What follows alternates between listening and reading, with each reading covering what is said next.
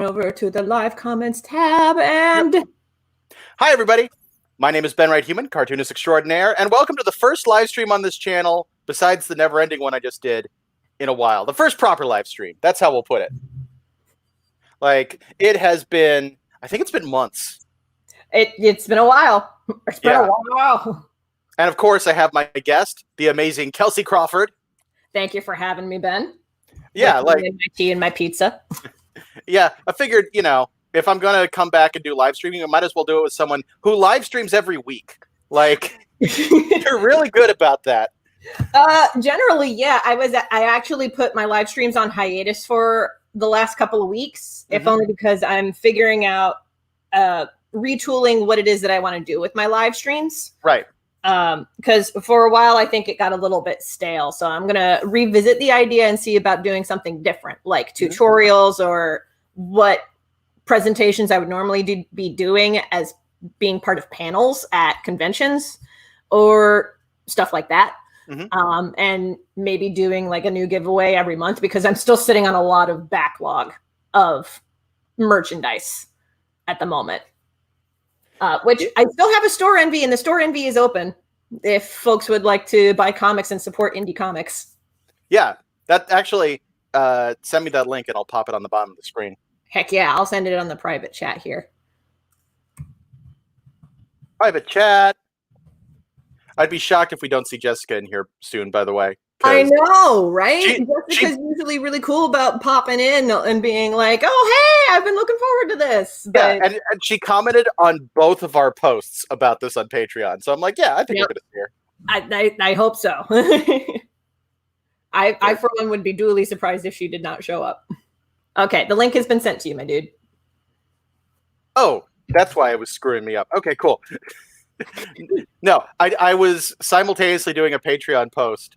Thinking I was all sneaky, and then I accidentally grabbed your store envy instead of the YouTube link.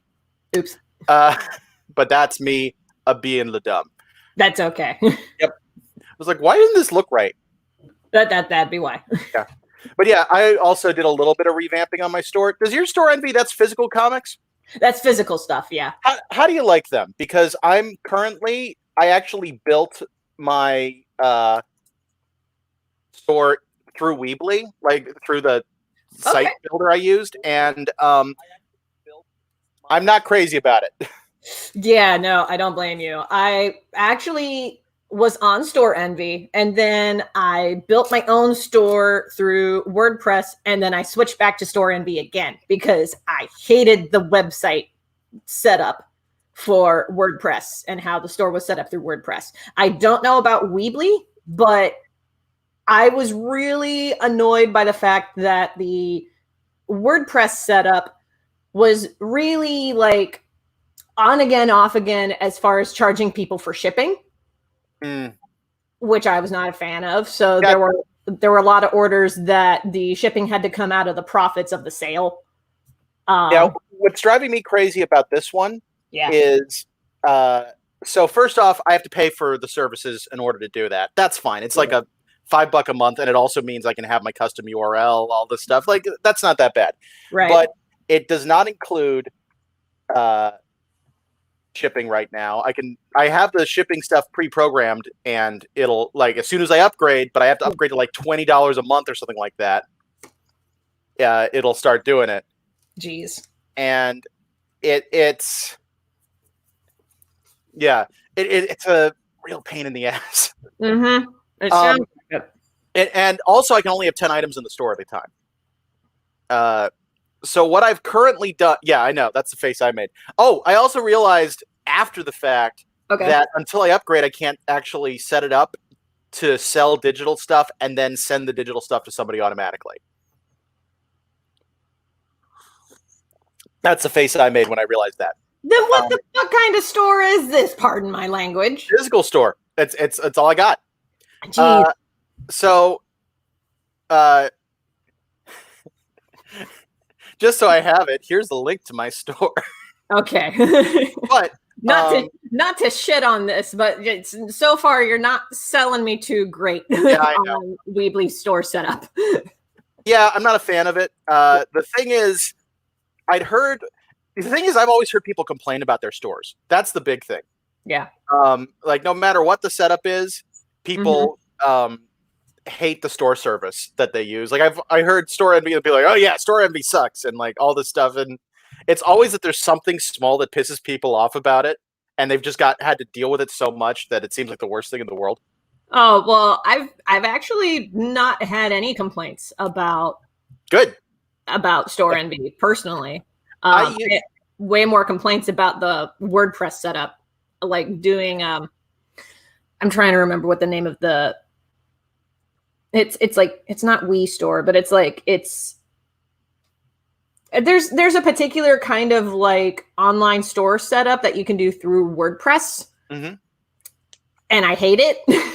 Again, it would do things like be on again, off again, as far as charging people for shipping, or even like recognizing that you should charge people for shipping. Right. It would constantly ask me to update stuff, even though everything was running okay. But then the minute that I updated it, the site would crash. Just stop for one moment. Yeah. Hello! Hey, Jessica made it! We were just wondering where you were. We were wondering. Like, Jessica's going to be here. Yay, we're happy to see you here, Jessica. Yay. Yes, we are complaining about online stores at the moment. Yes, we were. But I switched back to Store Envy because, well, I had switched away from Store Envy the first time because I was like, well, maybe it would do better to have a store of my own, because there's a lot of people who are like, you should run it on your own domain, blah, blah, blah. But honestly, Store Envy is just so optimized for running an online store, especially if you have physical products, that it was just a no-brainer to switch back over to that. Right.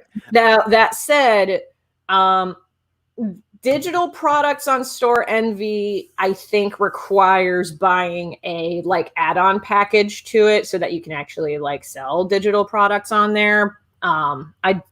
I don't remember the particulars about it, but the add-on is like $10 a month or something like that. So yeah, I feel you there, Jessica. I think it's fair. Like, I don't know if you played it before, but I'm pretty sure it's fair to say again. Well, funny story. In my off time, I have been playing video games, but oddly enough, not Kingdom Hearts 3. Because I thought that I would be playing a lot more Kingdom Hearts 3 than what I actually am playing. I bought the, the DLC and everything, Remind, but I haven't played it yet. Instead, I've been playing a PS1 game on my PS2 called Darkstone that I grew up with when I was a kid. Yeah, lots of people make that face because they've never heard of it. It's like a Diablo knockoff, basically. Yeah, still.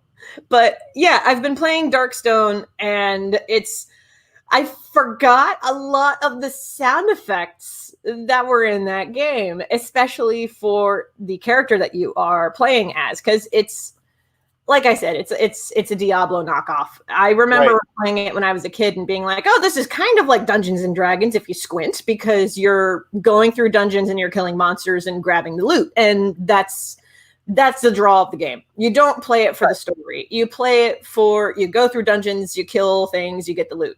And some of the randomizing features of what enemies carry what is very, very silly. Like, I will be fighting against snakes and all of a sudden they'll drop a bow. And I love that stuff. Sure. And then also, I love when what they drop is actually really morbid. Oh yeah.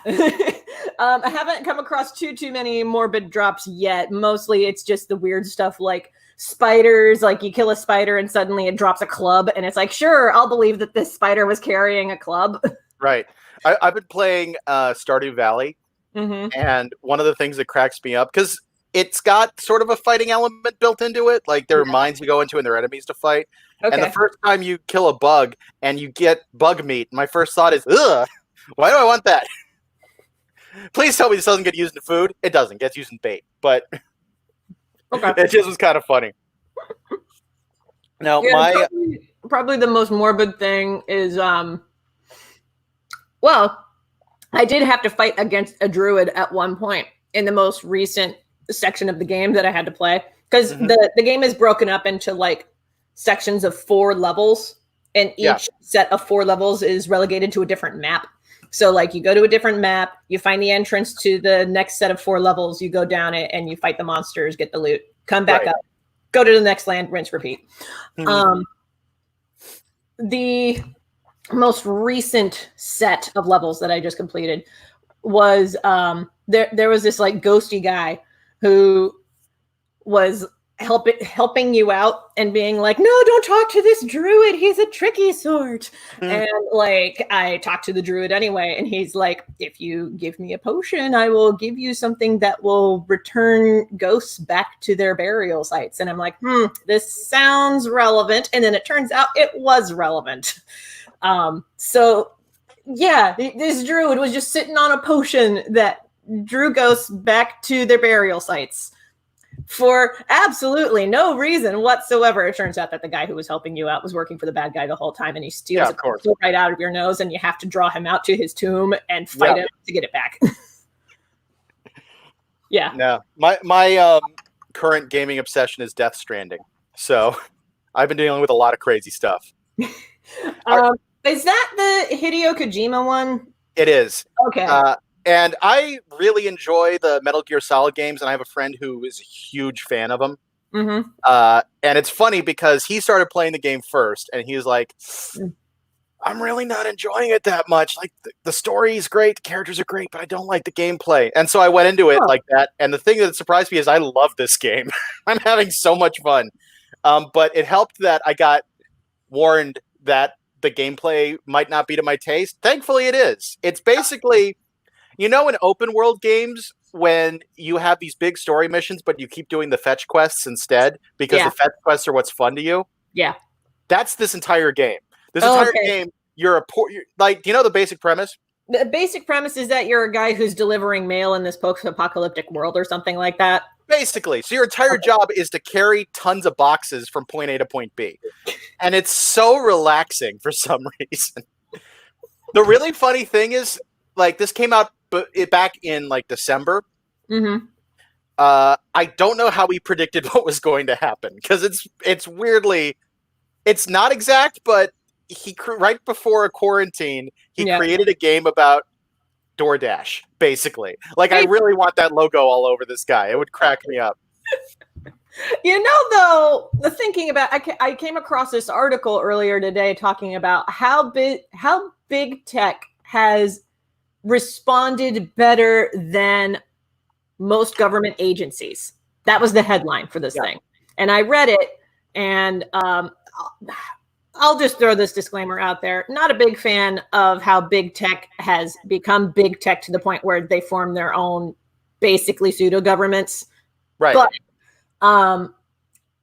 it was notable about how Facebook and Amazon and a few other agencies were like, we should learn from the examples of these Asian countries who have dealt with SARS and stock up on a few things for our own employees and implement work from home policy so that they don't have to come into the office, and make sure that they don't like come in physical contact as much as possible. Yeah. And they started implementing that in March, like way before everything else going on right now. Yeah, it's definitely been interesting seeing how different companies deal with this stuff. Yeah. I have a friend of mine who works in radio, and he started doing work from home stuff back in like March or April. And the head of the radio company contacted him and was like, so how do you like your work from home setup? And he was like, well, if you give me like a couple more tools, I could just do this permanently, if that's okay. Yeah. And the head CEO guy was like, yeah, we can totally do that. So they got him the equipment, and now he just works from home on a permanent basis. Yeah, but that's honestly, I mean, I've been freelancing for a while, although not incredibly successfly, I'll admit. I've actually had more work this year than any other year as a freelancer, which is a little crazy. It's weird. Yeah. It is funny when I hear all these people talking about things like, man, I don't even know what day of the week it is. And I'm like, welcome to my life. Yeah, because like I forgot that it was Saturday when I woke up, and then I went, oh, wait a second, I have a live stream going on later today. Yeah. Oh, geez. One of my friends periodically will be me all excited, like, it's Friday. And I'm like, what? You have big plans of the town? What are you going to do? You're not going anywhere. I know you. The only day of the week that I ever care about anymore is Sunday. And that's because I have cubed that off as my day off. Like, I don't do studio stuff. I don't do never ending stuff. I don't do anything on Sundays. It's just a self-care Sunday. And I keep it that way. There was a window of time shortly after I moved to my new apartment because Neverending was moving really, really fast in that like 2 or 3 week window that I had to work on Sundays. But then after that, I was like, okay, guys, I can't work on Sundays anymore. I need to have a day for myself where I'm not working if you want me to do my best. I'm basically the same. In fact, that's usually the day my D&D group meets. So we've been pretty good about keeping games going during quarantine. Oh, man, I miss games. I work for a large tech company. We have been told we will not be allowed to work from home permanently. I'm really nervous about going back to the office for a variety of reasons. I do not blame you. That sounds really shitty. I'm sorry about that. No, that definitely sucks. And I don't entirely understand it. Well, I guess with tech companies, it could go either way, but that does seem like one where working from home would make sense. Yeah, it's not just tech companies. Like I have a friend of mine who works at a graphic design firm, and they've recently gotten back into the office, which she's not a fan of. And she also has a relative who has like severe anxiety to the point where it's debilitating, and like they live in the same house. And the fact that she had to start working in the office again, and then she comes home is like spiraling her relative into panic attacks, which is not healthy. Yeah, no, that's not good. No. Like it's funny because one of my friends has talked about how he's enjoyed working from home, but I'm pretty sure as soon as stuff gets reasonably safe, he's going to want to go back in because he has 2 kids, and it's really hard to deal with both those things at the exact same time. Yeah. I mean, they talk about it a little bit in the podcast/video podcast, All Work, No Play Unplugged. Yes, I haven't watched any of it, but I love All Work, No Play normally. Oh, it's so good. Like, it's just basically 2 dads talking about like how they're dealing with quarantine stuff. And occasionally they'll bring in like a friend of theirs. Like the most recent episode had Marisha Ray on there, and they talked about dogs for like a solid half an hour. It was adorable. My meetings are the only way I know what day it is. That's legit. Yep, I get that. Yeah, I will say, working with Neverending, there's a lot of meetings almost daily, and I'm just like, this is a lot, and it helps keep track of like what day of the week it is, but at the same time, I have discovered I really don't like meetings. So. Like, can't this be an email? Like, my big problem is I have been using Discord more. I need to get back on Discord because for a window of time, I was really using Discord, and now I'm just like, nope. Yeah, my big problem with Discord is I find it kind of obnoxious while working. Like, yeah, because of the notifications that ping up on the corner of the screen. Yeah, and the thing is, I have some friends, like a lot of my friends are much younger than me and have a better attention span. So, and are a little bit more tech savvy with this stuff. So they are just constantly talking. And I'm like, I don't want to interrupt your talking, but I'm trying to like do work here. And I kind of don't want to mute it because my brain also wants to see everything that's coming in. And it needs the noise so that you're not like sucked into your own like anxiety neurosis. Right. Yeah, I get that. It's funny because I actually talked to them about it at one point because it's my D&D group and a lot of people related to that. And one of the things that came up, and I just said, by the way, am I doing this right? Because I feel like this is, I don't want to, ruin everybody else's fun, but am I looking at this wrong? They're like, no, well, this is exactly how we do it. I'm like, oh, okay, then I'm just antisocial right now. Yeah, no, accurate. Like I joined a kind of a witchy group on Discord, and I was surprised at the amount of rules that there are. There's like 4 or 5 boards of rules associated with this Discord, and I'm like, this is a lot. And they do these like weekly contest type things, and I'm like, what? And I've kind of stopped engaging with that board because there's just so much going on all at once that I just don't have time for it. So all notifications disabled. That seems like a decent way to do it. Also, Kelci, you have a server? I do. Right now, it's Patreon exclusive. So, Okay, that makes sense. Yeah. I'll go ahead and send you the link later because I'm pretty sure that you're one of my patrons. I am, but it's like $1 level. I don't know if that. It still counts. Cool. Yeah. Well, any amount that you pledge on Patreon, you get access to the Discord server. That's just one of the things that I've set up. Well, it sounds like I need to make another banner.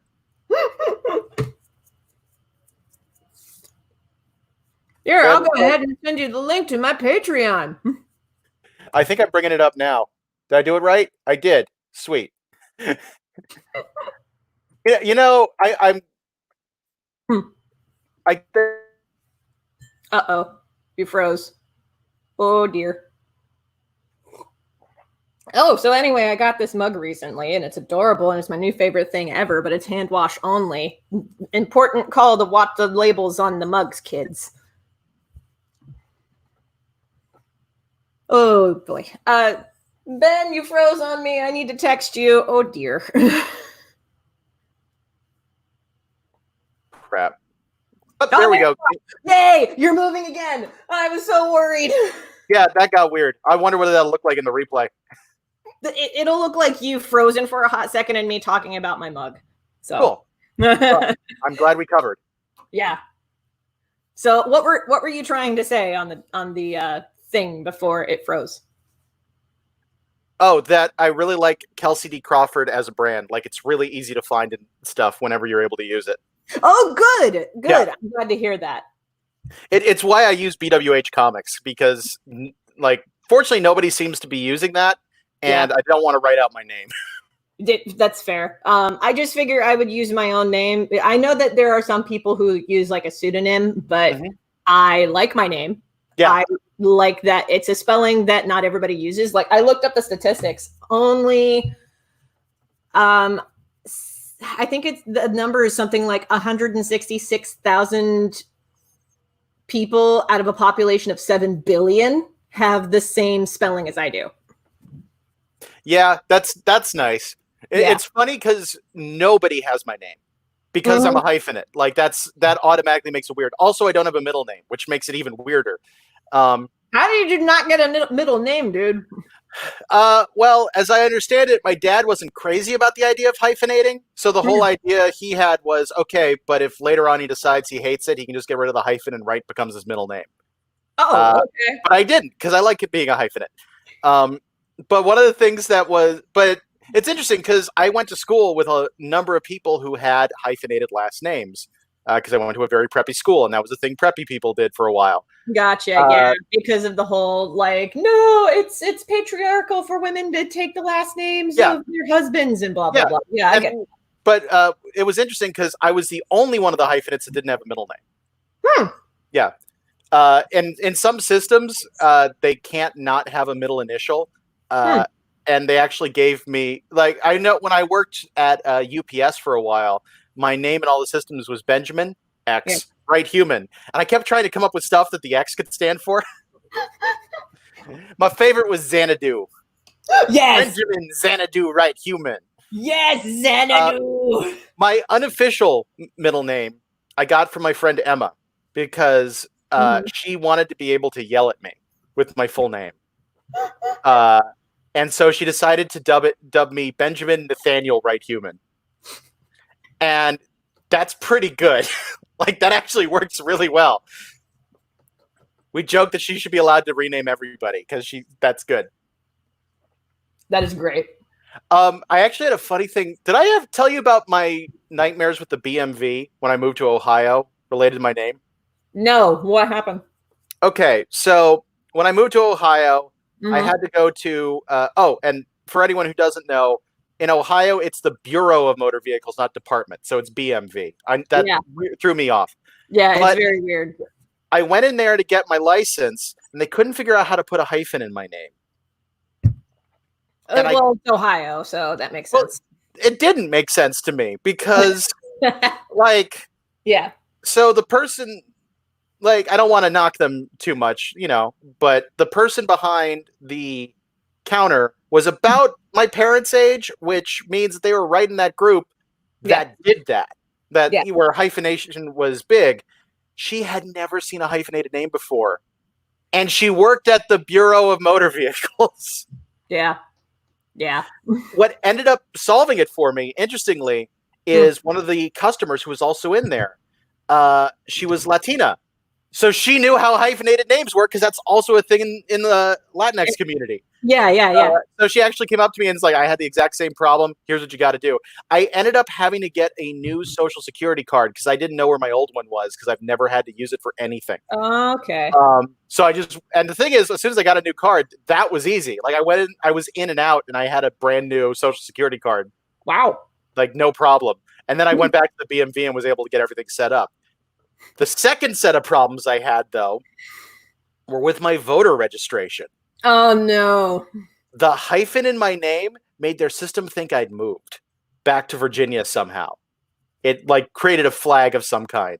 So with it being an election year, you can bet I checked to make sure I was still in their system. Yeah. I've also I really need to update my voter registration now that I've moved. Yeah. Where have you officially moved to Columbus? Not Columbus, but Toledo area. Okay, cool. Yeah, I was wondering about that because it was like, well, with everything shut down, are you actually going to move now? And it's like, oh, you did. Cool. Yeah, I moved on June 1st into the new apartment. Nice. Yeah, so that timed out really well because that was right around the time that things were kind of open, but not completely open. So I was able to like stop into leasing offices and make payments and stuff like that. I took my glasses off so that you can actually see my eyeballs instead of just glare. Yeah. But I was wondering why you can't see me. I could do anything. How many fingers am I holding up? 2. Oh. I'm nearsighted. I'm not farsighted. Okay. But by the way, for anyone who, just for everyone's edification, we have not talked in a very long time either. So this is going to be a lot of catch up too. Oh yeah, this is going to be a lot of catch up. Oh, Jessica, when I changed my name, I specifically went with a simple name. My old name was a purposeful misspelling and gave me so many issues, but it also made a very unique brand for my old self. That's legit. Yeah. I get the purposeful misspelling too, because one of my last names was changed during Ellis Island. Oh, Kelci. Yeah. Not Crawford. Okay.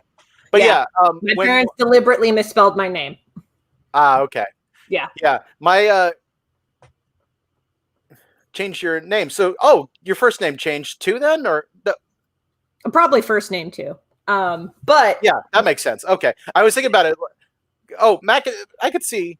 I could see Macintosh being like having to get respelled or getting a new spelling. Yeah. Yeah. So I had to look over the reading of that again. But my cousins also, like the big thing now when people get married is that they combine their last names into a new last name. Like not hyphenated, but stuff like that. So I had, when my cousin got married, her husband, first, middle, and last. Gotcha. But her husband's last name was Blaurock and her last name was Parkinson. And they became the Larks. Like that's the name they went with. Hold on, I'm trying to follow the logic of like how they came to the Larks from those like multisyllabic last names. Yeah, but like the L.A. from Blau, B-L-A, Blaurock. Oh, okay. And then the Irk from Parkinson. But they could have been the Rockinsons, and I'll never forgive them. I would have preferred the Rockinsons. The Rockinsons would have been an amazing name. Yeah. Oh my God, this is okay. Sorry, name change. Also, her first name starts with L, so she now sounds like one of Superman's girlfriends. Okay. So thinking about these name changes and things reminded me of a mystery that plagued the community Nerdfighteria, the fans of John and Hank Green, for several months. And that was the mystery of there was this person. It was like, I can't remember her name or one of her names, because as it turned out, she changed her name 7 times throughout her life. Because there was a tombstone. The mystery spurred off because John Green was walking through a cemetery and he came across a tombstone that had a husband buried with clear dates as to when he lived and when he died. the wife's name had a birth year, but not a death year. But it was in a window of time that she should be dead by now. So he was like, where's the wife? So he was just like, hey, Nerdfighteria, can we work together and figure out this mystery? And then they figured out the mystery. And what happened was, one of the names that she went with was Gussie Manlove Park, I think. But she had changed her name like 7 times throughout her life because she kept getting married and divorced and married and divorced. And then after one divorce, she changed her name twice. So, yeah. And like by the end of it, she was buried under a completely different name from her birth name and buried at a completely different tomb 200 miles away from the husband that she got a tombstone for. That's pretty funny, actually. It kind of is. I would have preferred to find out that she was an immortal Scottish warrior. And Same. Yeah, I would have preferred that, but it is still funny to me that she just kept getting married and divorced and married and divorced and changing her name every single time, including her first name. Like she would change her first name with every marriage and divorce. And I'm just like, sure, why make things easy for the chroniclers later on? I wonder if any of her husbands got in trouble for calling her by the wrong name. Ooh, that'd be awkward. That'd be really funny. Wait, who's Susan? Oh, right.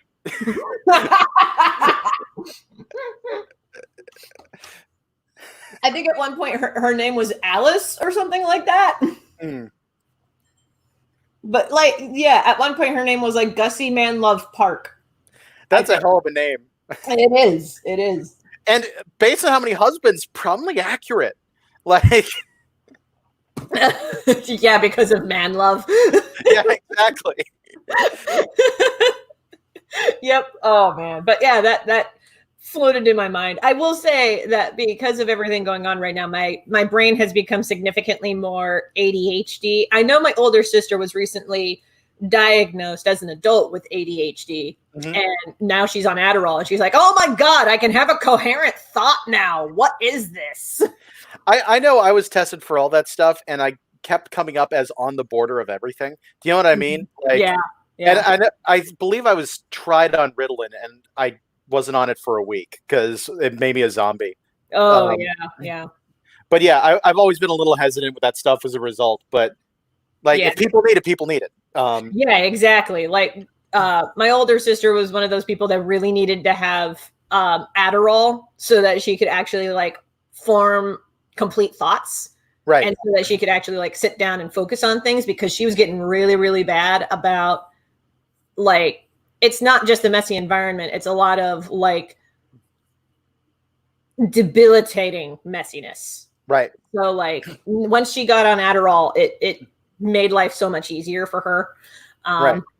I don't think I'm that bad, but I have noticed since moving in with my roommate that my brain tends to be more ADHD than I thought it was. Yeah.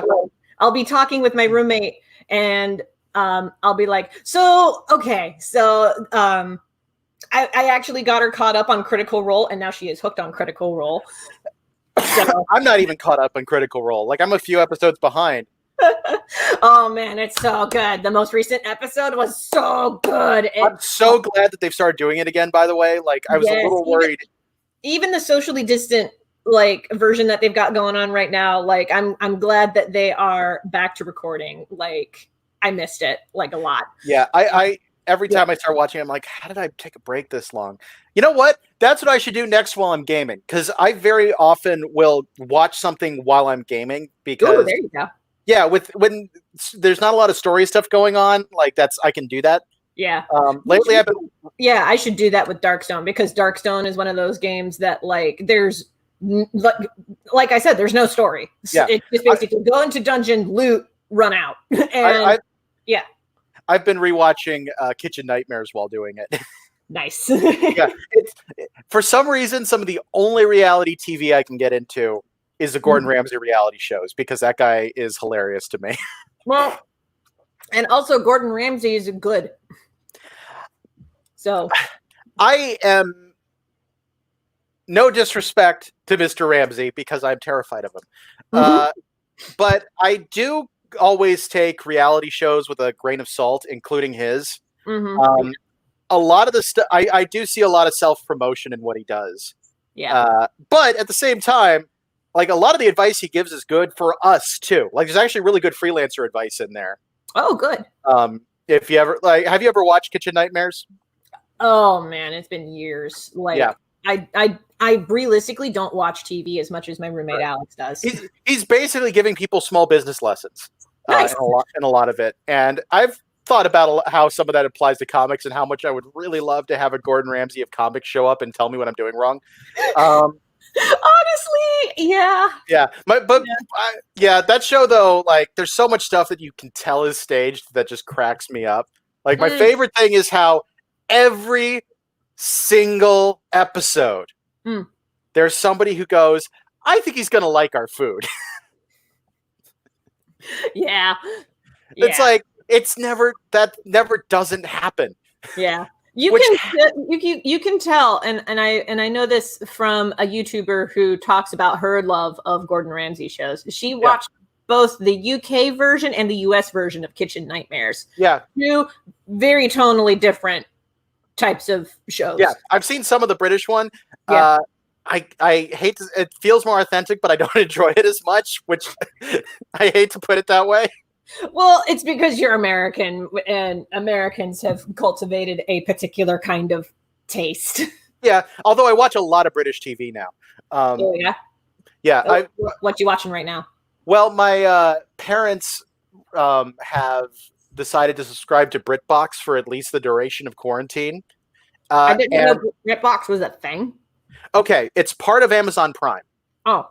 So one of the things, I actually dislike this about Amazon Prime, but there are multiple subscription services within Amazon Prime you can use to get access to stuff. Why don't they just put it in one? I thought it was an all-in-one thing. Well, Amazon, there are certain things about Amazon Prime that are good and certain things that are bad. It's probably my least favorite streaming service to use. But the big thing with, there are a couple things with it. One, they have virtually everything. Like they have a ton of content. Yeah. You just have to pay for some of it. Like even if you have Prime, there's some stuff where it's like, oh, you want to watch this? It's not included in Prime, but you can get it if you rent it for a few bucks. Yeah. But that also means by doing that, that gives them access to stuff that they don't have a continuous license for. So, like I said, virtually anything could be found on there. Okay. Even stuff that's not there that you could find maybe on Hulu or Netflix. It's just that Hulu or Netflix has the official streaming license, so you have to buy a one-time license. It's basically how it works. Okay. The thing is, there are a couple subscription services that say, if you subscribe to us, we have the licenses for all these. You can watch it that way. Here's where the problem comes in with British stuff. Oh, boy. There are two streaming services for that. Britbox and Acorn TV. And with some shows, some seasons are on one, some seasons are on the other. And if you want to see the entire show, you have to be subscribed to both. Oh, that's obnoxious. So that's crap. Yeah. But I have managed to see some good stuff. The best show I've watched recently is called Veera. Okay. Which, have you read any of Tana French's mystery stories? So that's the closest thing I can compare it to. Although there's also a Veera book series that I haven't read, so I bet the books are like that too. But that's some of the best police procedural mysteries I've seen in a very long time.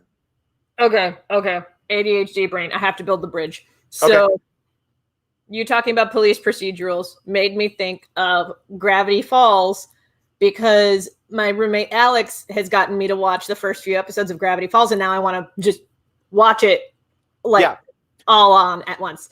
And sorry, go on. Yeah, one of the early episodes had Ducktective, which was the in-universe police procedural show that the kids are watching. Yeah. And it's I love that Ducktective is a thing. Yes. Like, by the way, is so good. I wasn't expecting it to be good. I didn't know what to expect other than like a deep multi-season spanning mystery. Yeah. Like, that's the thing that, to me, as an outsider who has not seen Gravity Falls until last night, that was the thing that I knew Gravity Falls was famous for, was a deep mystery that permeated throughout the entire series. Which, kudos to Alex Hirsch, for the creator of that show, for like plotting out that thing. By the way, I do strongly encourage you to finish the show because it is a fantastic show. It is. I have thought about, while tabling, cosplaying as Grunkle Stan. You would make a good Grunkle Stan. Wouldn't that be great? I just want to be back there and look, a really distracting object. Whenever people are shopping, it's like, what I was talking about. you have to pay for it before you can read it at the table, like that kind of thing. Like, wouldn't that be great? That would be amazing. It's on my list of things to potentially do. If you do that and we end up tabling at the same table, I want to cosplay as Wendy. Hell yeah. Yeah. You can just be there looking bored the entire time. Yeah, just be like, yeah. I mean, look at my stuff, man. Yeah. See a kid come up and it's like, oh, hey, you want to fight zombies? Here's the keys to the golf cart. Don't run over any pedestrians. That would be so good. We do need to do that whenever cons start happening again. Oh, that's one thing I've been thinking about, actually, is whether I even want to do conventions once conventions resume or not. You mean ever or until things are better? Kind of both. Maybe it's because I used to do so many conventions in one year, but it's gotten to a point for me anyway where I would much rather just stay in the home studio and make stuff rather than spending money to go to a table to try to sell stuff. Like, right. I understand why conventions are a thing for creators because, sorry, I just saw Jessica making a comment, probably about our cosplays. Yes. Yeah, that sounds about right. Yeah, that sounds about right. But anyway, talking about conventions and whether to go again or not. Like, I understand from the creator standpoint why they happen because it's a marketing tool. It's a way to reach out to new customers. Right.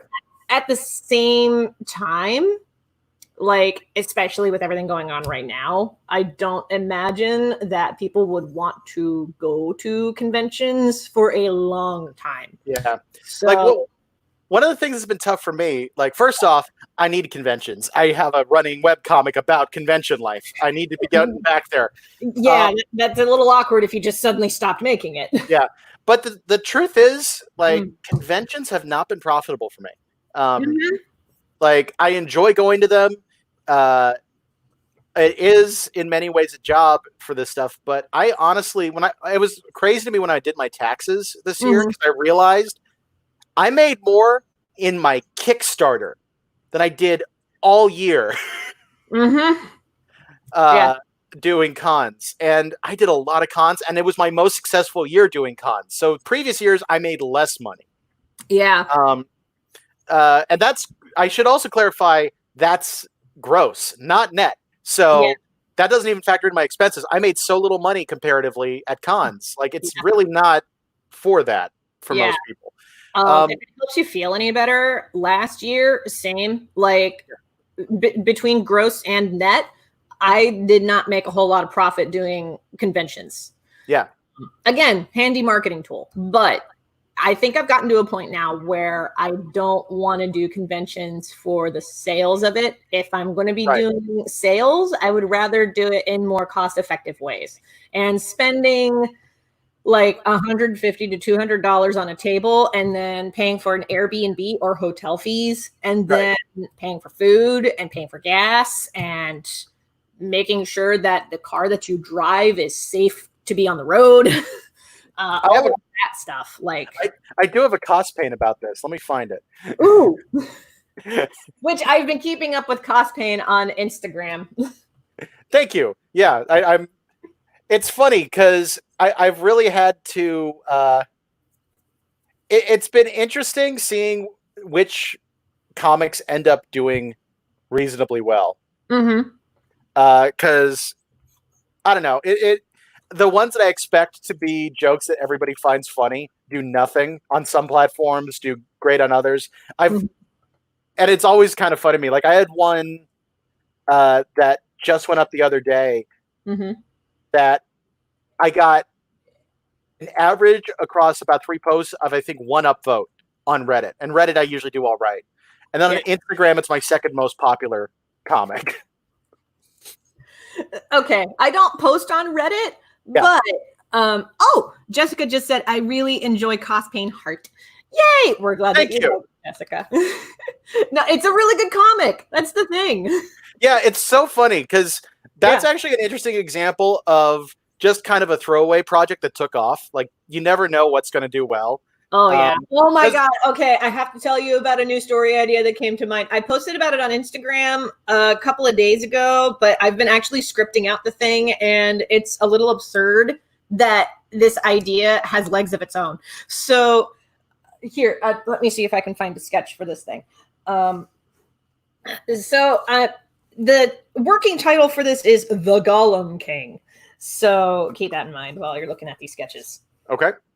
Because the comic is about I got to set up the world first so that the story makes a bit more sense. So in this world, 1,000 years ago, there was a golem who was created, and then he killed his master and rose up into power and threatened humanity.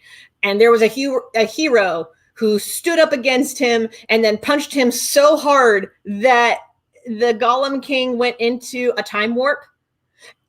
Cut to 1,000 years later, and there's this there's a girl jogging through a park, and she comes across the Golem King passed out in the bushes. And I am amazed that, like, as I'm developing this idea, I keep coming up with more ideas, which tells me that it's got some good legs to stand on. Yeah, I know that feeling. Yeah. I have sketches of the characters and everything. Like, this was the one that was posted on Instagram. I like this one. Can you see it? I can. You have nice pencils. Well, thank you.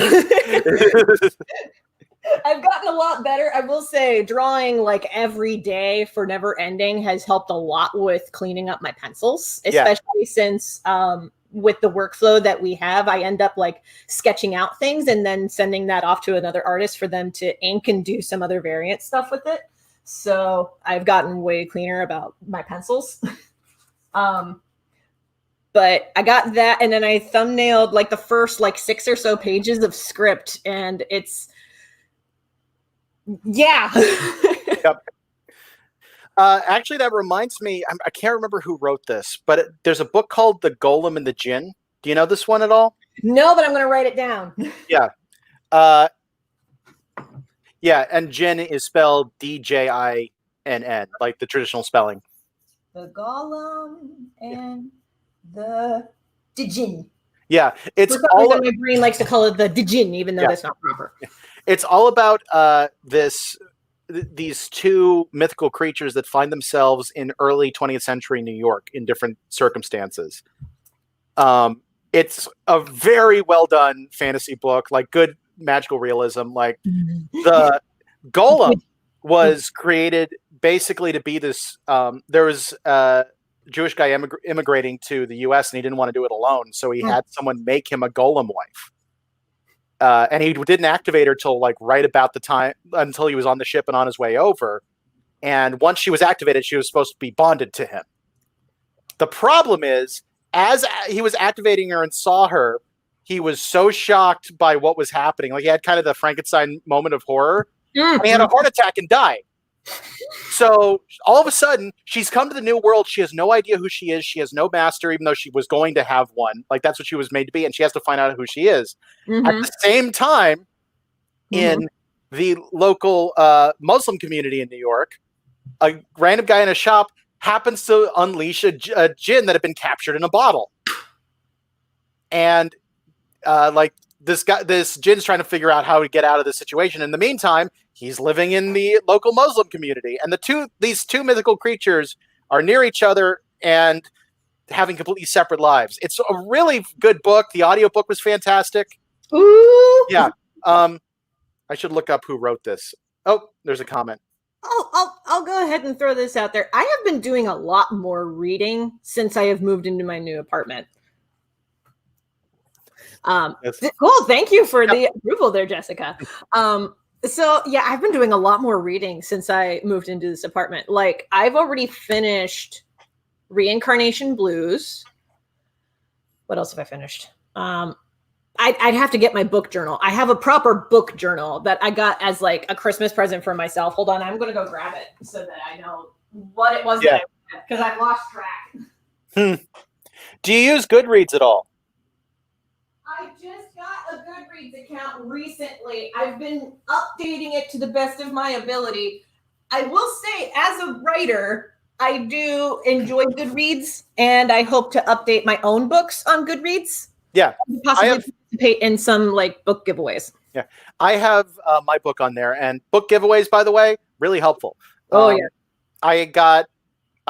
you know, one of the hardest things, and this is something that people really don't think about until they've started selling their own products online. Yeah. Reviews are king right now. Like, yes, they are. And here's another thing that's funny. Honest reviews are the most important. That's more important than good reviews.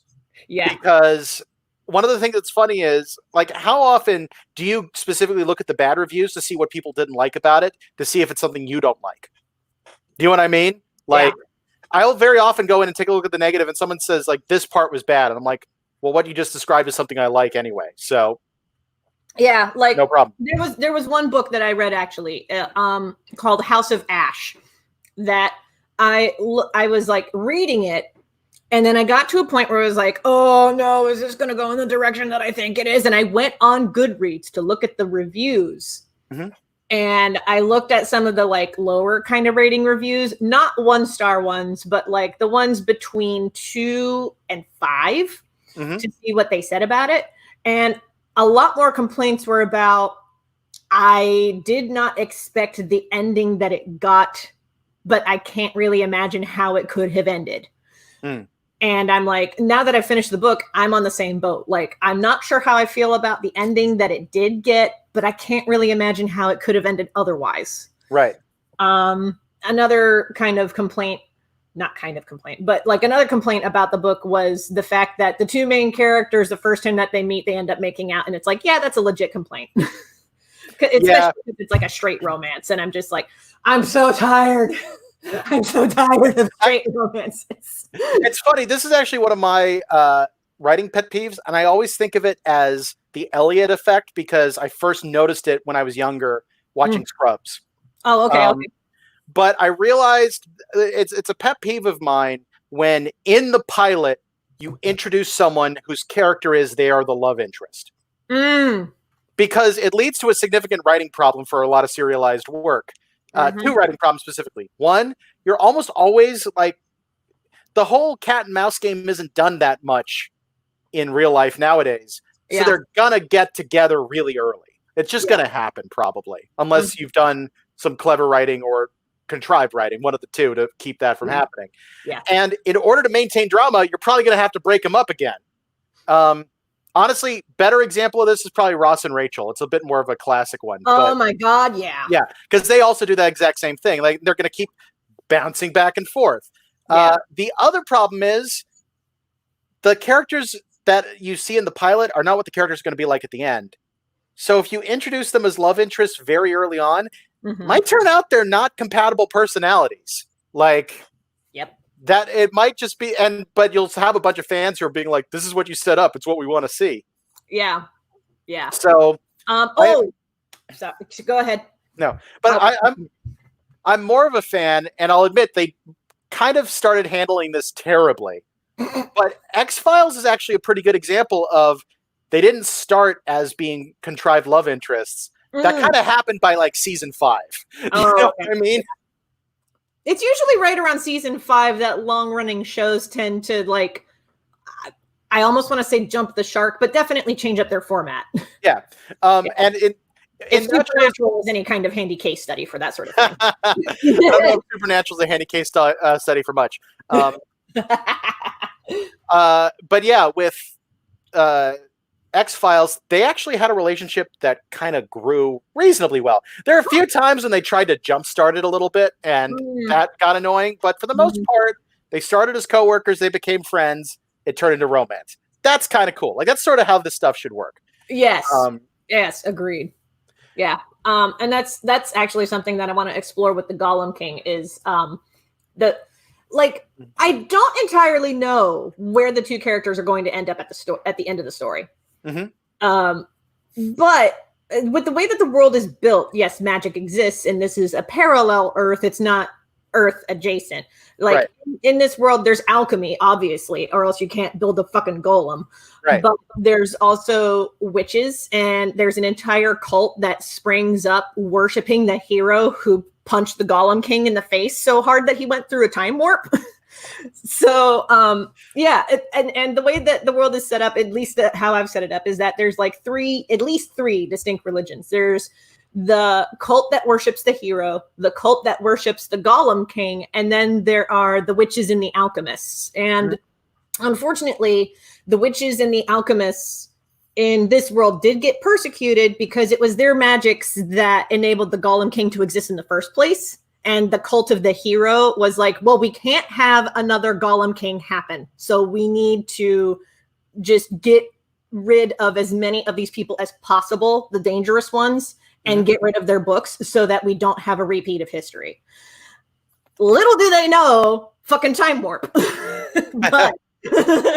But that's an entirely that's going to be popping up later on in the story. And that's going to be something that a lot of people are going to have to contend with by the end of it. But because he is a golem, like the main character girl, she popped up in my head as an Asian trans woman, because when I first came up with the idea, I thought of setting it possibly in like feudal Japan. Right. But then I was like, nah. And I made it more of a modern day type of a thing. But still, I want to hold to the idea of the main character being an Asian trans girl. I'm going to have to do a lot of research. For that. And also talk with a lot more people about their experiences, because I want to do it right. But that said, talking about her experiences, and then talking about where was I going with this train of thought? We were talking about the Golem King, right? So like she's jogging through the woods, and then she calls up the hospital and is like, so I just found this guy in the woods, pretty sure that he's like a Golem King cosplayer and he's about to pass out. Get like an ER got the car over here, something. This guy is hurt. And like the E squad comes over and they check on his prone body, and they're like, I can't feel a pulse. And then all of a sudden the Golem King's like, where's my sword? I need to take your pulse again. How are you moving? And it turns out, because he's an artificial being, he has no pulse, and like he simulates breathing, but he again doesn't have a pulse because there's no circulating blood. He just moves. So like E-Squad doesn't know how to take care of him, and they're like, how do we fix this guy? I don't know what to do. And eventually the girl's just like, okay, if you guys don't know what to do, then fine, I'll figure something else out. I just thought, do Warforged have pulses? This is a D&D question. Yeah, this is a D&D question. Because, well, they are part plant also, in theory. Everyone forgets that. They're supposed to be half plant matter, half metal matter. Okay, I did not know about the plant matter bit. That's at least in the Eberron version of them. Okay. But that's usually how I design them. And in theory, those have, I forget what they're called, but they do basically have a circulation system in them.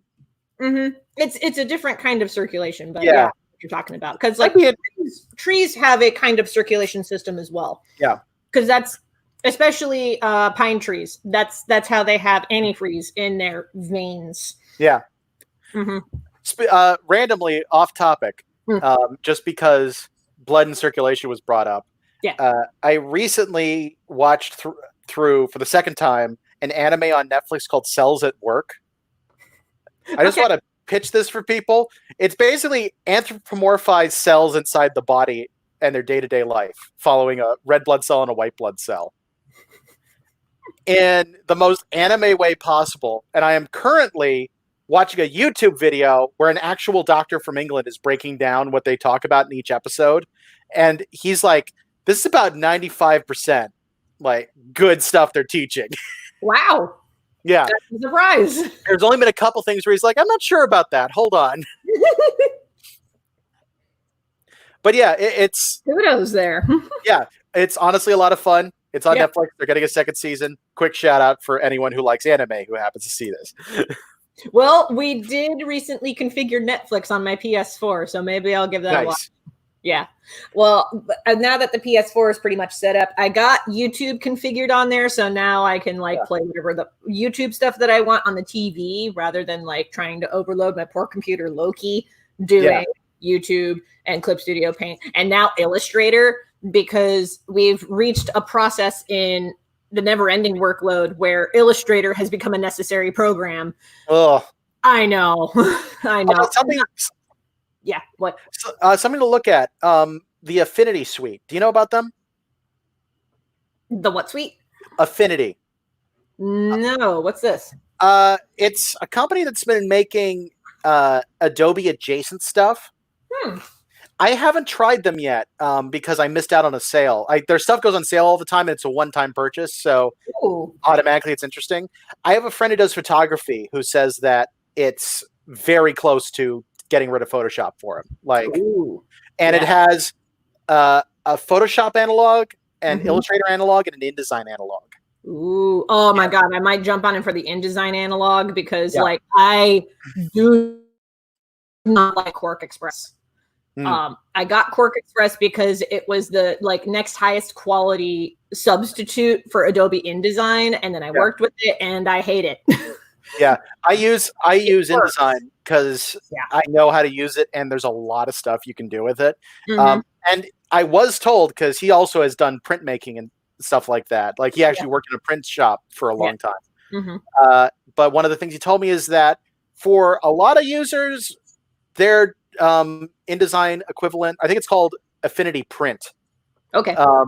But he said for most users, it'll do exactly what they need. If you're a high level user, you probably still need InDesign, but it's anything that's getting there.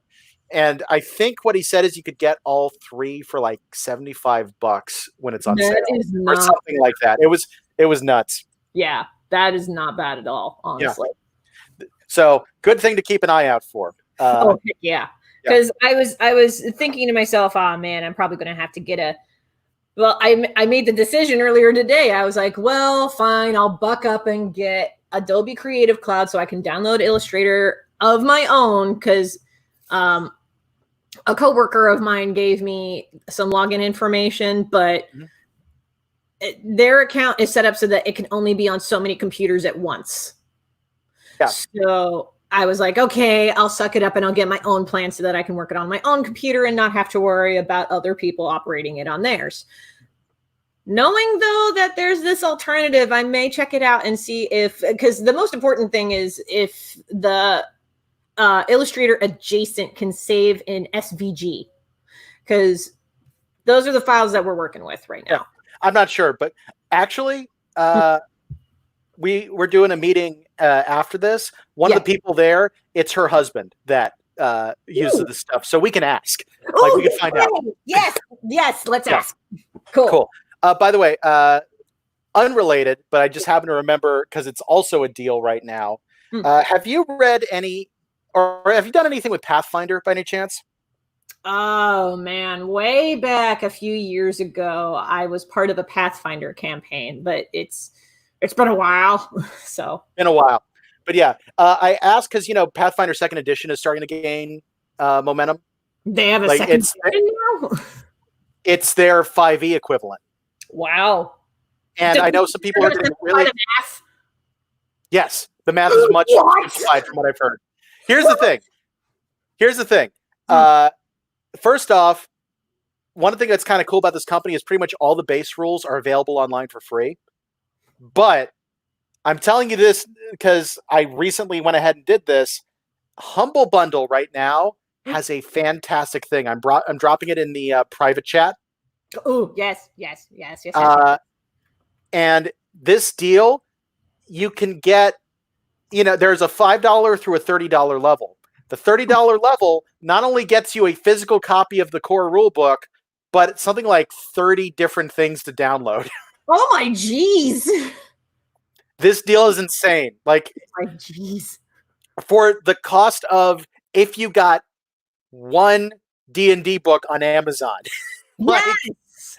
Oh my god. It's so crazy. Like, oh my god. But yeah. And you mentioned you've been reading more. This will give you a lot of reading material. Yeah, holy banana pants. Funny thing, I've actually been reading a lot less while in quarantine. I've mostly been watching stuff.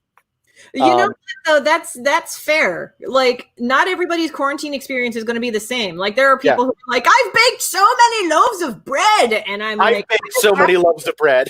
I'm just happy that I'm back to reading books again, because I've been wanting to read for a long time, and I have the list of books that I've actually finished because I have a book journal.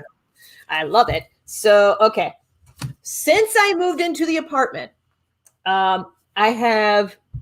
This one was an audiobook that I listened to, but it's So You Want to Talk About Race by Ejioma Oluwo, which very good. Reincarnation Blues by Michael Poore. Tess of the Road by Rachel Hartman. That one was so good that I binged that in one day. And it was a book that was like this thick. Like, it was so good.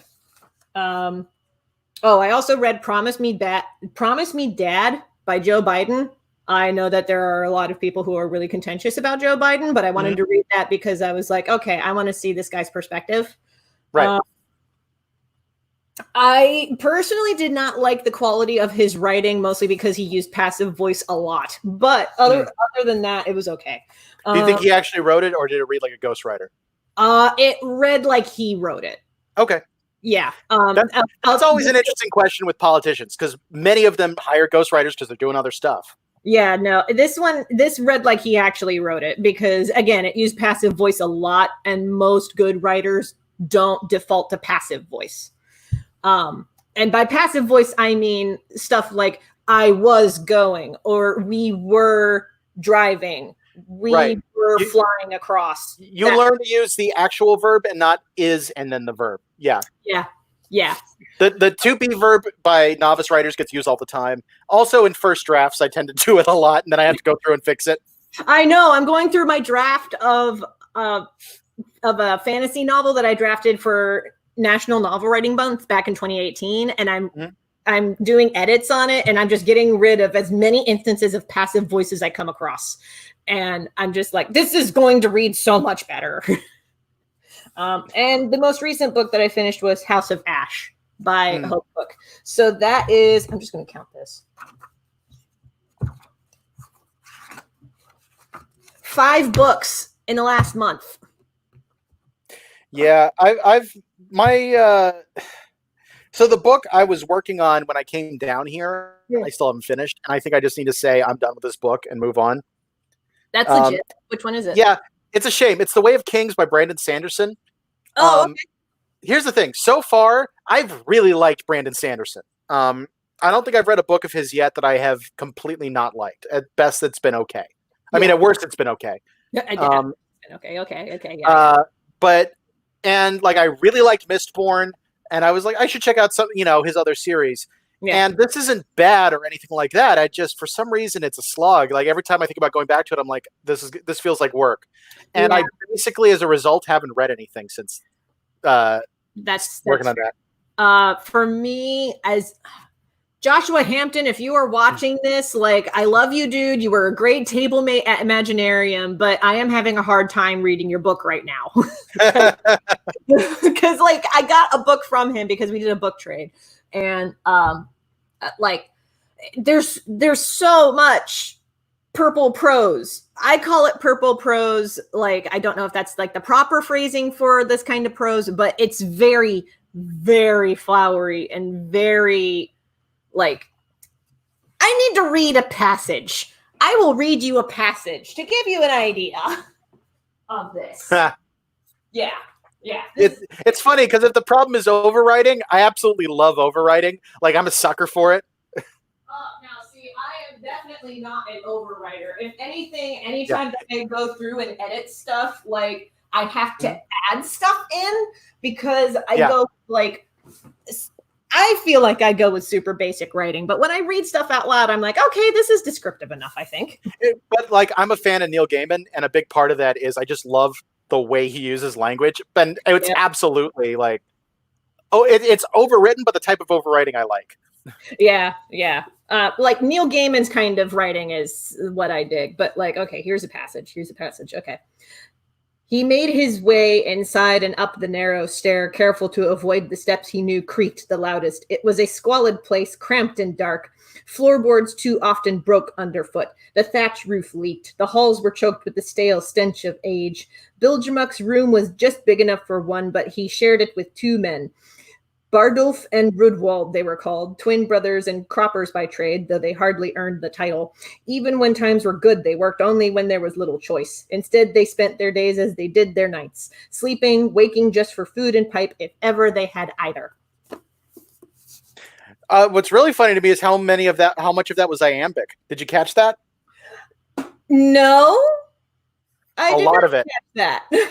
Yeah, so I've taken to doing audiobooks way more than regular books. And a big part of that is there's so much of writing that doesn't... when I first was doing writing stuff in high school and things like that, I always treated it very visually, which is not the way to do it. Because, well, it is the way to do it if that's how you do it. Like, if you're good at that. How your brain works. Yeah. I completely missed, though, how much of the stuff was meant to be read out loud. Yeah, that's true. Like, reading that out loud, I'm like, okay, this is a story that really should be read out loud. Because reading it with my head voice is like, oh, this is a slog. But yeah, exactly. It's like, okay, this sounds a little more like Shakespeare because of the way that it reads. I remember the very first time I read the Love Song of J. Alfred Prufrock by T.S. Eliot. Yeah. And it was crazy to me because I looked over this because it was in one of those books that's going through the ages, like one of the textbooks you get for English class in high school. Okay, yeah. And so I went from the Victorians, who were very organized in their poetry, to the Love Song of J. Alfred Prufrock. And I'm like, this is all over the place. How can I read this? This is insane. And the thing is, one of my English teachers had the poem memorized and started reciting it. And I go, oh, okay. Because as soon as you hear, like, let us go then, you and I, with evening is spread out against the sky like a patient etherized upon a table, you're like, damn, that's awesome. Yeah, that sounds way better out loud. Let us go through certain half-deserted streets, the muttering retreats of restless nights in one-night cheap hotels and sawdust restaurants with oyster shells. I may have memorized it at one point. I don't have it all anymore. Yeah, that's me with the what a piece of work is man speech. I had that sucker memorized back to front, but like now not anymore. It's part of why, like, one of the smartest things that in my English career that my parents did was when I had to read Romeo and Juliet as summer reading before 10th grade. Oh. And I was like looking at it, I'm like, this is, what the hell is this? Yeah. They actually went out and rented an audio recording of it. Because this is back when audiobooks, there were like rental shops, like Elephant Audio and stuff like that. Wow. They rented a version of Romeo and Juliet that was a full cast recording. And what really helped is that the actors were laughing at the funny parts. You know what I mean? Yeah, like, that does help. I was like, why is this funny? And I was like trying to piece it together. There are so many sex jokes in Shakespeare. Like, who knew? So many, especially in Romeo and Juliet. In the first act alone, there's so many sex jokes. Gregory, by my word, will not carry coals. Yep. And one segment where like Juliet's father is talking to her and is talking about, oh yes, the good wife will splay her legs, and that's what it translates to. Yeah. And it's like, oh wow, they went there. There's also the nurse talking about how when you were a child, you fell and bumped your head, and I'm like, oh, thou wilt fall on thy back when thou art of age, Jules. That was it. I know, the little girl said I. Yep. That was in Shakespeare. I'm a weird sucker for that play. I don't know why. Oh man. I like to say that's the play where every time I've seen it or read it, I keep wanting the ending to change. Yeah. Taming of the Shrew. There's one segment that is actually like a joke about rim jobs. That's awesome. I did not know that. Yeah, I did a reading of that scene at a like there was a restaurant in the Wheeling, West Virginia area that had beers and bards, where it was just a drinking open mic night where you could just, after a few drinks, get up on stage and read out loud segments of Shakespeare that were in a binder for up to 2 actors up on the stage. And that's great. It's great, and I loved it. And I did a performance of this one scene in The Taming of the Shrew. I think it's in Act 2, where the main couple of the story like meet, and they like the shrew character in particular is like, no, I'm not going with you, and they have these barbs back and forth. And at one point the male interest, I can't remember his name off the top of my head. I'm bad with names, don't worry about it. And I've only seen Taming of the Shrew once. Yeah. So. I've only ever read bits and pieces of the script. But the male interest compared her to a hornet with her tail, and there's a couple more barbs jabbed back and forth, and then she says something, and then he goes, "What, with my tongue in your tail?" Oh, that's good. Holy crap. That's Shakespeare. Like, that's Shakespeare. So one of the things that I loved coming to understand about Shakespeare was he was not considered high class writing at all in his day. Oh no. He was a populist. His writing was considered on the upper end of the low end. You know what I mean? Yeah, like for him, his main competition was a ring where bears were chained in a pit ripping apart dogs. Exactly. Like, that was his competition for entertainment. One of the things that was also interesting, though, like, have you read any of his contemporaries? You mean like John? I want to say John Locke, but no. But like Thomas Kyd's The Spanish Tragedy, or Philip Marlowe's Dr. Faustus. I know them, but I haven't read them. It's really interesting to read them because they are not, like, full respect to those guys because they wrote full plays. Like, that's not easy. Yeah. It's crazy to read them in comparison to Shakespeare because Shakespeare was on an entirely different level. Like, it's really funny because they're doing a lot of the same stuff, but he's so good at it. Yeah. So it is nice to look at someone who's just that talented. Mm-hmm. Yeah. We mentioned Hideo Kojima earlier. Yes. That'd be kind of my comparison, that this is a guy who makes games like nobody else makes games. Like, there are a lot of other people who make games out there, but his style is distinct. He's also out of his mind a little bit. I will give you that he has a distinct style. I take it you're not a fan of Kojima. I'll put it this way. I watched the cutscenes of, pretty sure it's Metal Gear Solid 4. Yeah, it was Metal Gear Solid 4. I was watching the cutscenes because I was like, okay, I know the story up until this point, so I'll just watch the cutscenes because I don't want to play the game. Okay. And there was a scene where the entire time that I was sitting there watching these characters talk, and they were talking about like, but where is he going to go to get this super advanced weapon? And I was like, they're going to use Rex. And then they were like, but they would need something that has this kind of capability. And I'm like, they're going to use Rex. And they just kept talking, and they were like, oh, but there's no way, it would have to be in this remote location. And I'm like, they're gonna use Rex. And eventually 5 minutes later, suddenly the old man character is like, oh, Rex. And I'm like, thank you, God, that took too long. Yeah, there's definitely a little bit of that in his stuff. And he tends to overdo some of the story cutscenes. Yeah, but it's really interesting seeing some of the stuff he can do, especially when he gets cut loose. Like, it's part of why Death Stranding's been fun. My friend was like, everyone was freaked out when Kojima was disconnected from Konami because people were like, that was the only thing keeping him in control. You've unleashed him. He's gonna make the craziest game anyone's ever seen. And my friend's like, and the best thing is they were right. Like, this game's nuts, but. From what I've seen of the game, though, it seems to me like Hideo Kojima maybe needs an editor because he tends to just add stuff, and maybe an editor could like trim out some of the unnecessary bits.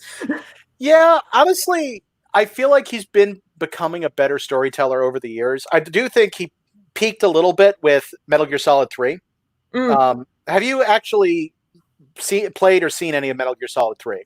I've seen bits and pieces of Metal Gear Solid 3. I'm familiar enough with the premise of it that it's I think it like takes place in the past, I think. It takes place during the Cold War. It's a flashback following because Ocelot is super young in that game, and I'm like, no, give me the wrinkled old man. Because I much prefer the wrinkled old man with the mustache. I want that Revolver Ocelot, damn it. Honestly, like that game, I think there's a fair argument for it being one of the best games ever made. What, Metal Gear Solid 3? 3 specifically, yeah.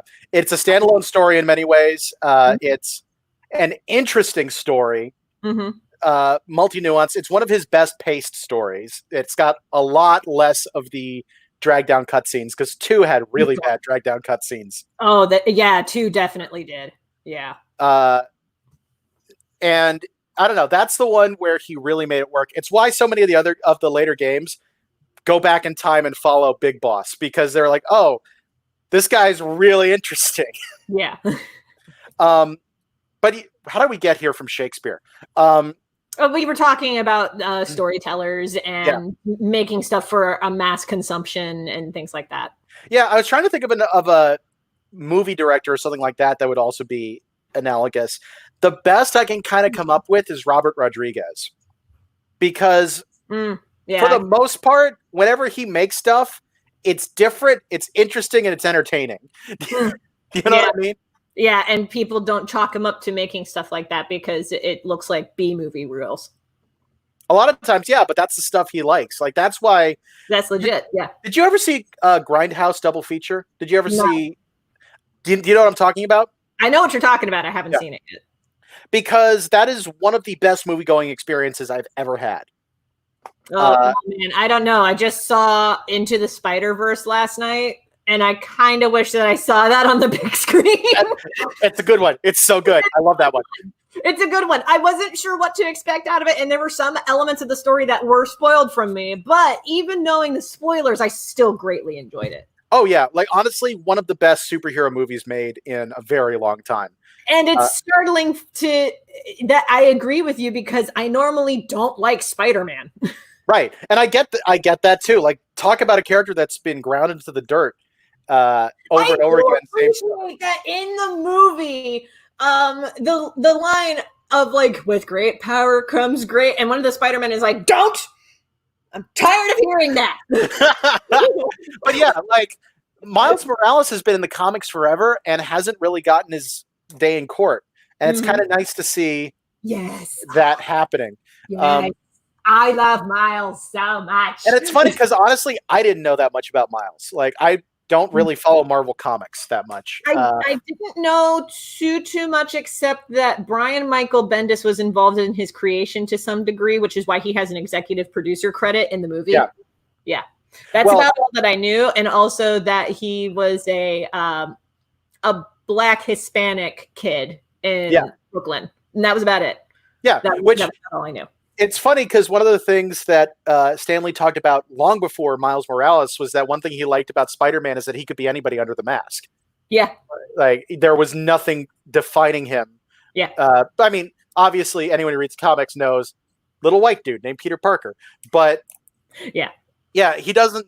It's interesting that, like, that was one of the points back then that Stan Lee was making. Mm-hmm. And so it's nice to finally see that happen.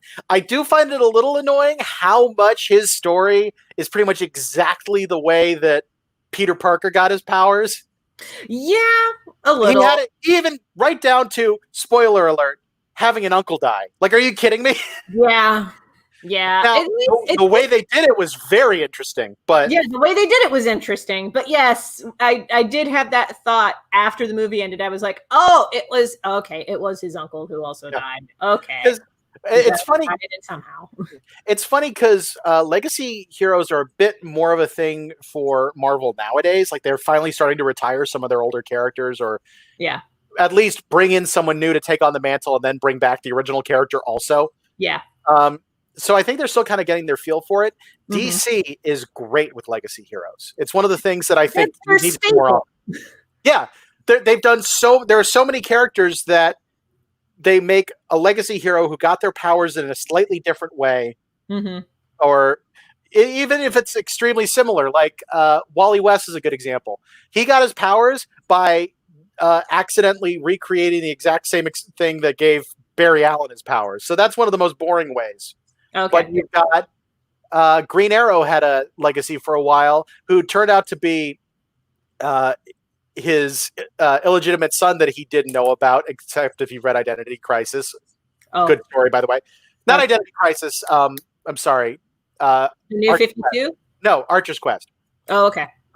Which, by the way, fabulous book. You should read it if you like DC Comics. I've come across Archer's Quest a couple of times back when I worked at the comic shop and I was putting away comics. So I did see that there were occasional copies of it, not too many. Yeah, it's one that most people don't know about. It's one of the things that got me into superhero comics. And I still reread it periodically, in part because the artist, Phil Hester, one of my favorite comic artists, because he actually makes stuff look like cartoons. Like he has this cool style. Hold on, I gotta look up this. Phil Hester? Yeah. Okay.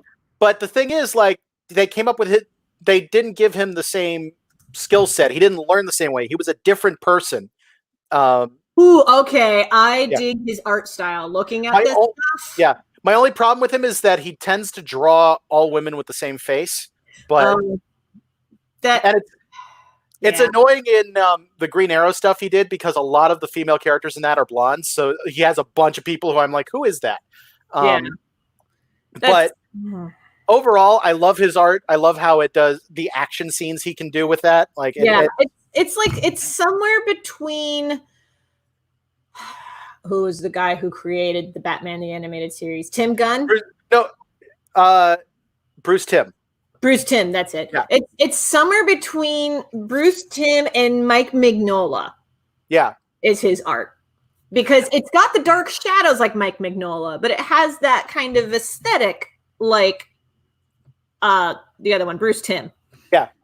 Actually, I just thought of someone else you might need to look at. I want to say his name's Dustin Nguyen. Let me double check that. Okay.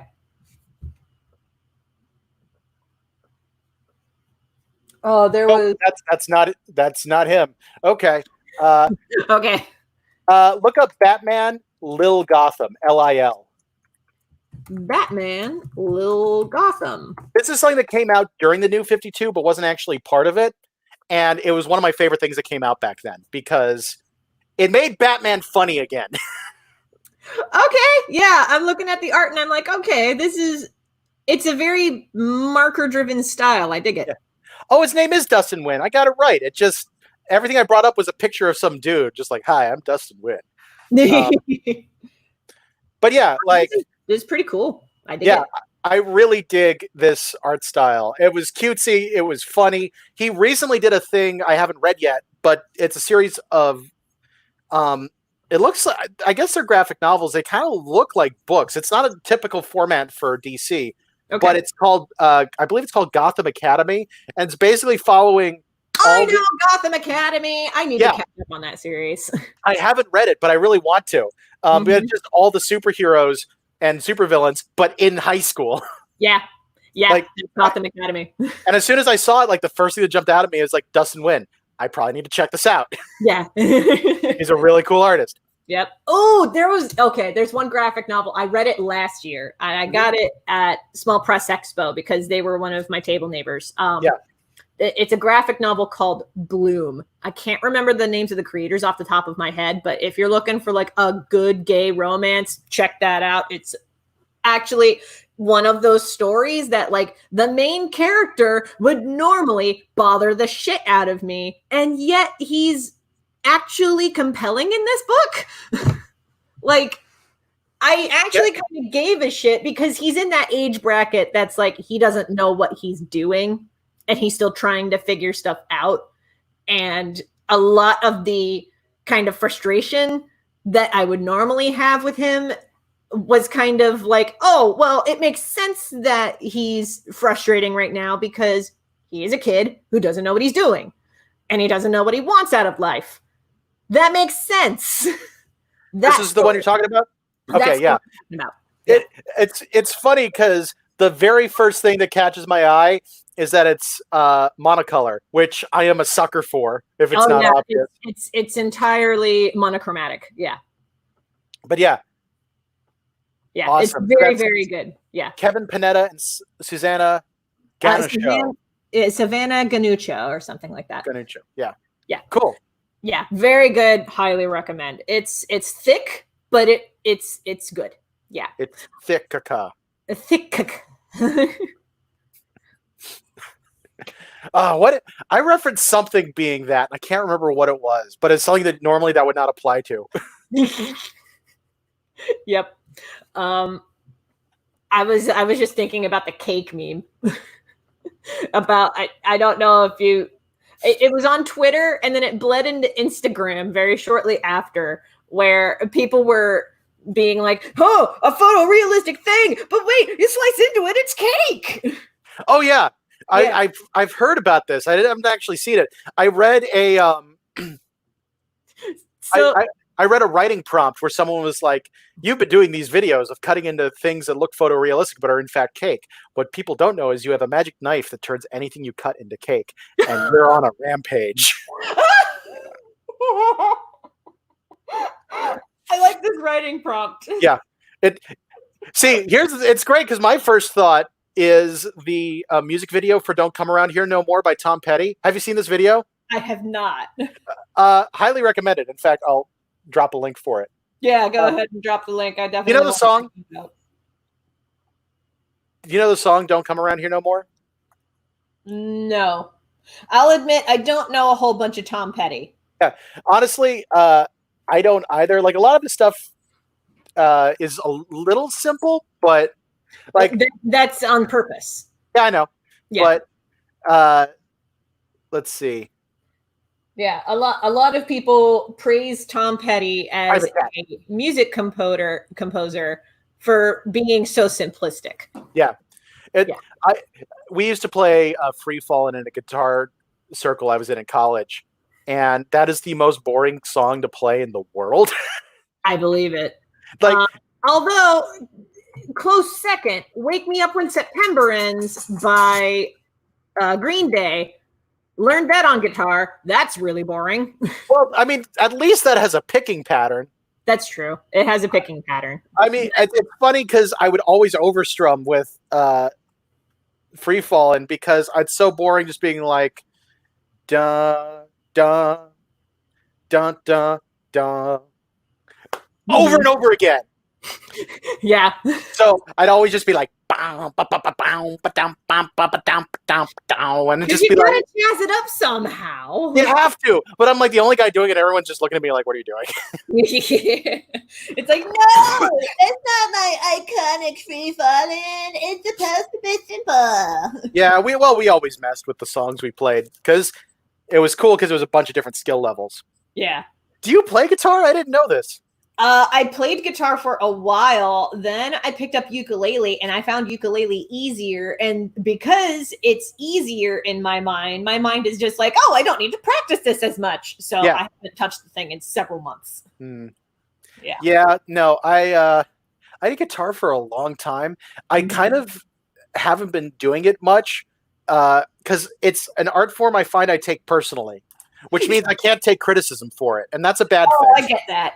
You know what I mean? Like, yeah, that was me with painting for the longest time. Now I've gotten to a point where I know my painting style now, and my painting style very different from my drawing style.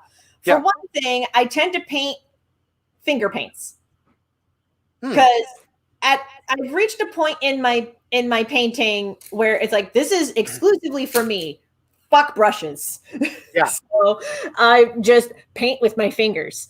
If I do paint with paintbrushes, it's different types of patterns because I learned how to do Russian brush strokes because there was somebody who came and ran a workshop when I was in college for Russian folk painting, and she taught us how to paint flowers in the Russian wood painting technique. And that involves the use of a lot of these kinds of paintbrushes. It's the black so you can see that it's the flathead. It's this tip. And you put one color on this end and another color on this end, and then you paint circles. That's really cool.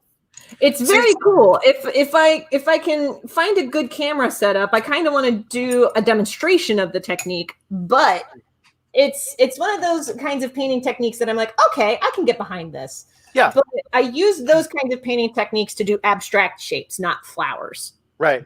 Yeah. Where it's interesting because I've done a very little bit with painting besides watercolor, which I really like doing watercolor. Yeah. But I messed a little bit with acrylic. I haven't messed with oil yet. And a lot of that is it's hard to start doing this stuff when you have no idea what you're doing. That's fair. Yeah. Like the main reason I've messed with acrylic is because I took an acrylic class and I got the basics of it and understood that part. And then I could go from there. Yeah. I messed with gouache because I took a gouache workshop and I was like, this makes sense now. Well, that's the thing. I've tried to do gouache without really having. I had it told to me, I was like, oh yeah, just opaque watercolors. I tried to use it like that, and I couldn't figure it out. Like it kind of ended up like acrylic for me. Gouache is its own beast. Whenever I do finger paints, I work with gouache. Yeah, because it's one of those paints that they say it has a consistency like watercolor, but that's only because you activate it with water. So when you paint with it, if you let it dry, that's fine. You can reactivate it with water. Right. But it is thicker and I find, way easier to blend colors with gouache. Interesting. With watercolor. So, that makes sense because the more you blend watercolors, the darker it gets. The muddier it gets. Yeah. Like I have a palette here because I was painting with these the other week. I could more than likely reactivate these colors if I had water. But these colors I made with only 4 tubes of gouache. Nice. Like that's one of the other things that's interesting to me about different types of paint. Like I didn't really appreciate this until I worked with acrylic, is the colors you can get from acrylic are so different. Like they're so much brighter than what you get with watercolors because a lot of it is plastic. Like it's actually, that's what it is.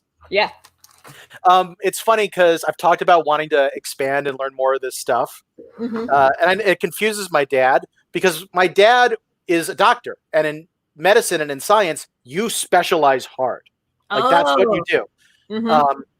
And he So he's very much like, no, you specialize and you get really good at that. I'm like, that's not how art works. No, it really isn't. Like, and it's so frustrating too to come across like a lot of blog posts and things that are geared towards artists who are looking into freelancing for the first time. A lot of the advice that I've come across is specialize, specialize, specialize. Find a niche and do that thing.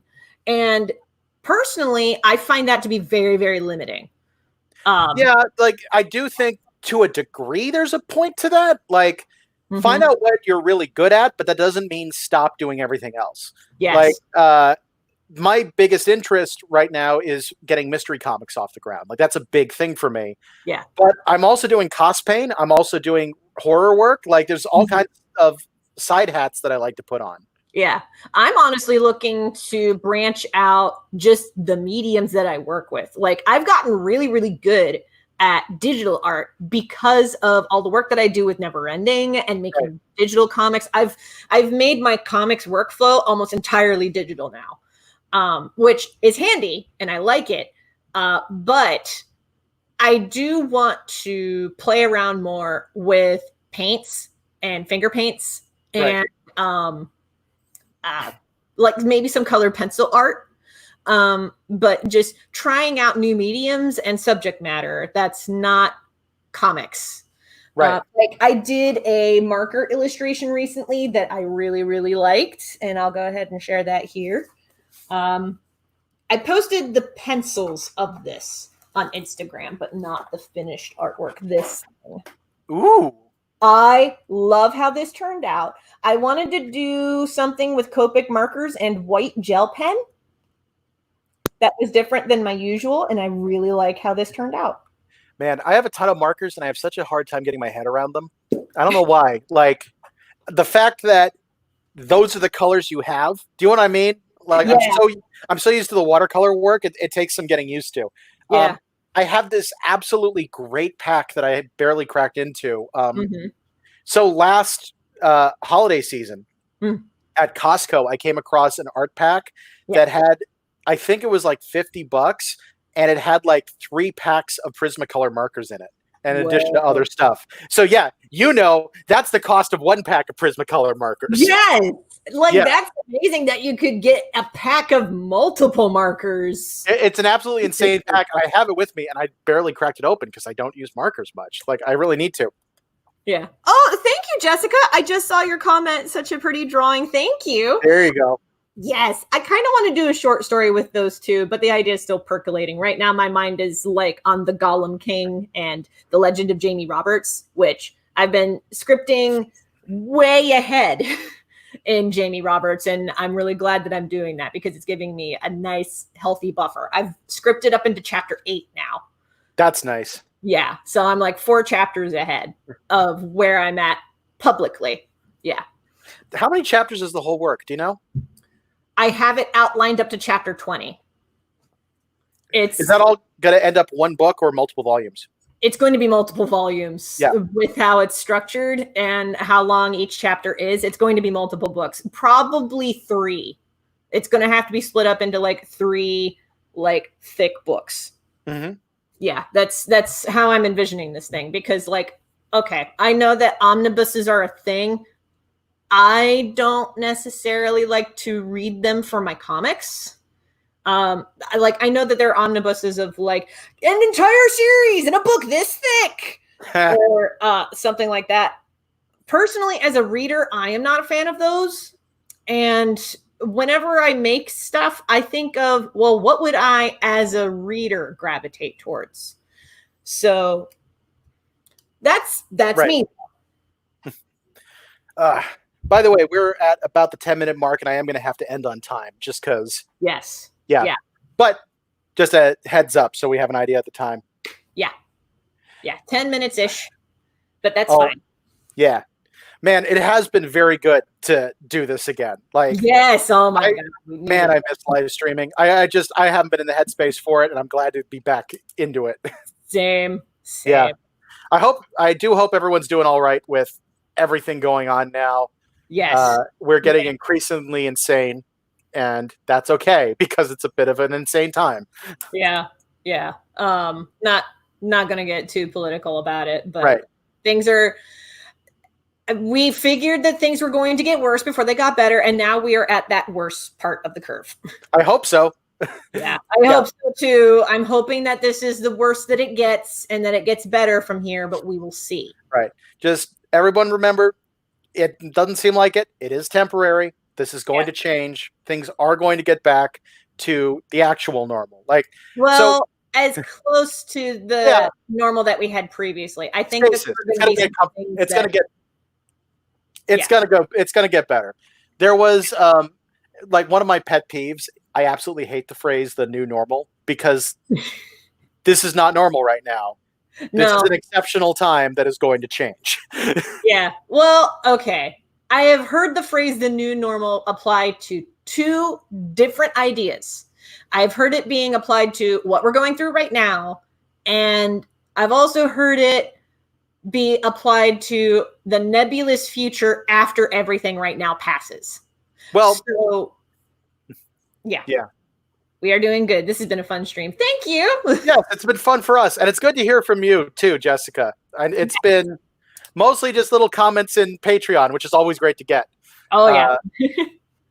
And it's nice to actually be able to communicate directly. I know, right? Like being able to chat live is really nice. But yeah, everyone out there, stay safe. Wash your hands. Wear masks. Wear a mask. I have like 4 different masks now. Yeah.